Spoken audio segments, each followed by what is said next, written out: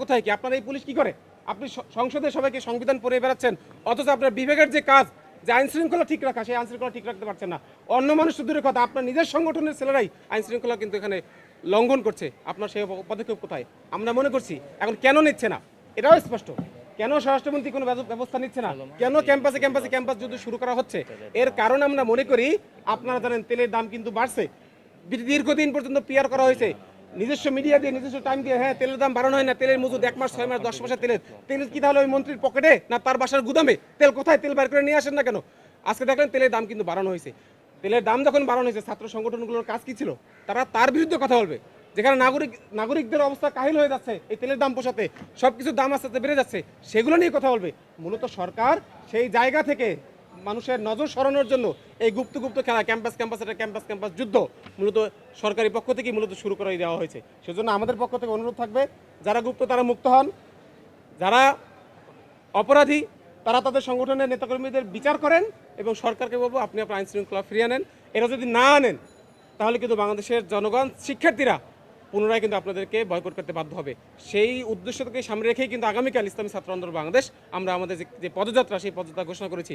এরপরে যদি এই দুটি ছাত্র সংগঠন, বিশেষ করে ছাত্রদল ছাত্র শিবির, তারা যদি ঠিক না হয়, তারা যদি ক্যাম্পাসে পুনরায় পেশি শক্তির রাজনীতি ফিরিয়ে আনতে চায়, তাহলে ইসলামী ছাত্র আন্দোলন বাংলাদেশের আপামর শিক্ষার্থীদেরকে সাথে নিয়ে তাদের বিরুদ্ধে ঐক্যবদ্ধ লড়াই করতে বাধ্য হবে ইনশাআল্লাহ। আমরা বিবৃতি দিচ্ছি এবং আমরা বিভিন্ন কর্মসূচি পালন করছি। কিন্তু দেখেন, এই যাতে এগুলো করতে না পারে, ছাত্র নেতারা যারা অন্য কাজে ব্যস্ত থাকে, মারামারি কাটাকাটি অথবা তার রিলেটেড কাজে ব্যস্ত থাকে, সেজন্য কিন্তু আমাদের দৃষ্টি ঘুরিয়ে দেওয়া হচ্ছে। সেজন্য আমরা বলছি অবশ্যই তেলের দাম ব্যালেন্সে রাখতে হবে, এবং যে সরকারের মন্ত্রী যে বলেছিলেন 3 মাস না 6 মাসের তেল তার কাছে মজুদ আছে, সেই তেল তার পেটতে হোক অথবা অন্য কোথাও থেকে হোক, অথবা যেখানে সে লুকিয়ে রেখেছে সেখান থেকে বের করে মানুষ সামনে নিয়ে আসুক। তেলের দাম একটু কমুক, মানুষ একটু বাঁচুক, দেশের শিক্ষার্থীরা মানুষ তাদের স্বাভাবিক জীবনযাপন ফিরে পাবে।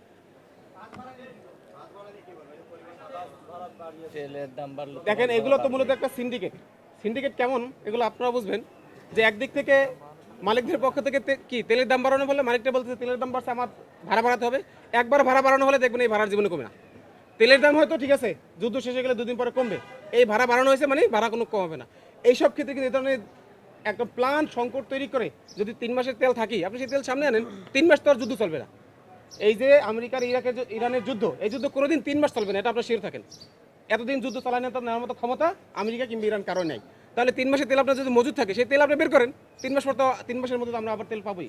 মূলত এই তেল থাকা সত্ত্বেও তেল এই মন্ত্রী কোথায় লুকিয়ে রাখছেন, সেই লুকিয়ে রাখার মাধ্যমে মূলত কৃত্রিম একটা তেল সংকট, এর মাধ্যমে তেলের দাম বৃদ্ধি, এর মাধ্যমে সরকারের যে অনুগত যে পরিবহন শ্রমিক আছে, পরিবহন মালিকরা যারা আছে, তাদের ভাড়া বৃদ্ধির মাধ্যমে তাদের লাভ করানোর জন্য সরকার মূলত একটা প্ল্যান পদ্ধতিতে এই সব কিছু মূলত করছে। সেজন্য আমরা বলবো অবশ্যই তেলের দাম কমাতে হবে, গাড়ি ভাড়া বাস ভাড়া কমাতে হবে, এবং শিক্ষার্থী এবং মানুষদের স্বাভাবিক জীবন তাদেরকে ফিরিয়ে দিতে হবে।